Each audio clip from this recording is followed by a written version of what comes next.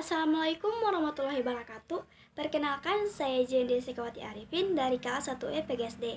Saya akan memaparkan materi yang berjudul Pendekatan dalam Manajemen Kelas oleh Bapak Dosen Pengampu Rustam Hussein SAG MPD. Pengertian pendekatan dalam manajemen kelas. Menurut Dirjen Puot dan Dirjen Dikasmen 1996 dalam Ade Lukman dan Asep Sunaria, manajemen kelas adalah segala usaha yang diserahkan untuk mewujudkan suasana belajar mengajar yang efektif dan menyenangkan, serta dapat memotivasi siswa untuk belajar dengan baik sesuai dengan kemampuan, atau dapat dikatakan bahwa manajemen kelas merupakan usaha sadar untuk mengatur kegiatan proses belajar mengajar, serta sistematis. Usaha sadar itu mengarah pada penyiapan bahan belajar, penyiapan sarana dan alat peraga, pengaturan ruang belajar, mewujudkan situasi kondisi proses belajar mengajar, dan pengaturan waktu, sehingga pembelajaran berjalan dengan baik dan tujuan kurikuler dapat tercapai. Sedangkan menurut Raka Joni 1985, pengolahan kelas adalah segala kegiatan guru di kelas yang menciptakan dan mempertahankan kondisi yang optimal bagi terjadinya proses belajar. Sehingga dari pendapat tersebut dapat disimpulkan bahwa manajemen kelas adalah kegiatan. Karwati dan Priyansa menyatakan bahwa terdapat berbagai pendekatan dalam manajemen kelas, yaitu yang pertama pendekatan kekuasaan. Pendekatan kekuasaan dalam manajemen kelas dapat dipahami sebagai suatu proses untuk mengontrol tingkah laku peserta didik di dalam kelas. Peran guru di sini adalah untuk mempertahankan situasi disiplin kelas. Yang kedua, pendekatan ancaman. Pendekatan ancaman dalam manajemen kelas merupakan salah satu pendekatan untuk mengontrol perilaku peserta didik dalam kelas. Pendekatan ancaman di dalam kelas dapat diimplementasikan melalui papan larangan. Larangan saat belajar dan pelaksanaan kepada peserta didik yang membantah yang sengaja ditunjukkan agar peserta didik dapat mengikuti apa yang diinstruksikan oleh guru.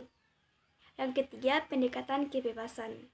Pendekatan kebebasan dalam manajemen kelas dapat dipahami sebagai suatu proses untuk membantu peserta didik agar merasa memiliki kebebasan untuk mengerjakan sesuatu sesuai dengan apa yang ia pahami dan yang ia inginkan, tanpa dibatasi oleh waktu dan tempat. Yang keempat, pendekatan resep. Pendekatan resep dalam manajemen kelas dilaksanakan dengan memberikan satu daftar yang dapat menggambarkan apa yang harus dan apa yang tidak boleh dikerjakan oleh guru dalam mereaksi semua masalah atau situasi yang terjadi di dalam kelas. Yang kelima, pendekatan pengajaran. Pendekatan pengajaran dalam manajemen kelas didasarkan atas suatu anggapan bahwa pengajaran yang baik akan mampu mencegah munculnya masalah yang disebabkan oleh peserta didik di dalam kelas. Yang keenam, pendekatan perubahan tingkah laku.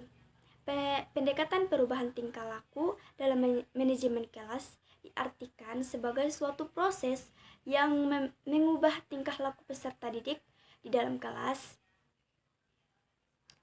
Dan yang ketujuh, pendekatan kerja kelompok. Pendekatan kerja kelompok dalam manajemen kelas memandang peran guru sebagai pencipta terbentuknya kelompok belajar yang beradab di dalam kelas. Dan yang kedelapan, pendekatan elektis atau pluralitisi. Pendekatan elektis atau pluralitisi dalam manajemen kelas menekan pada potensi kreativitas dan instintivitas. Pendekatan instruksional. Pendekatan instruksional adalah pendekatan yang mendasarkan kepada pendirian bahwa pengajaran yang dirancang dan dilaksanakan dengan cermat akan mencegah timbulnya sebagai besar masalah manajerial kelas. Pendekatan ini berpendapat bahwa manajerial yang efektif adalah hasil perancangan pengajaran yang bermutu. Dengan demikian, peranan guru adalah merencanakan dengan teliti pelajaran yang baik, kegiatan belajar yang disesuaikan dengan kebutuhan dan kemampuan setiap peserta didik. Pendekatan proses kelompok. Pendekatan proses kerja kelompok dengan model ini membutuhkan kemampuan guru dalam menciptakan momentum yang dapat mendorong kelompok-kelompok di dalam kelas menjadi kelompok yang produktif. Di samping itu, pendekatan ini juga mengharuskan guru untuk mampu menjaga kondisi hubungan antara kelompok agar dapat selalu berjalan dengan baik. Menurut Saiful Bahri Jarmah 21, dasar dari grup proses approach ini adalah psikologi sosial dan dinamika kelompok yang mengentahkan dua asumsi sebagai berikut. Yang pertama, pengalaman belajar di sekolah bagi peserta didik berlangsung dalam konteks kelompok sosial. Asumsi ini mengharuskan wali atau guru kelas dalam pengelolaan kelas selalu mengutamakan kegiatan yang dapat mengikuti sertakan seluruh personal di dalam kelas. Dengan kata lain, kegiatan kelas harus diserahkan pada kepentingan bersama dan sedikit mungkin kegiatan yang bersifat individual. Yang kedua, tugas guru terutama adalah memelihara kelompok belajar agar menjadi kelompok yang efektif dan produktif. Berdasarkan asumsi ini, berarti seorang wali atau guru kelas harus mampu membentuk dan mengaktifkan peserta didik bekerja sama dalam kelompok. Dalam kelompok, hal tersebut harus dilaksanakan secara efektif agar hasilnya lebih baik daripada peserta didik belajar sehari-hari atau produktif. Kegiatan guru sebagai kelompok antara lain dapat diwujudkan berupa regu belajar atau tim yang bertugas membentuk kelompok belajar.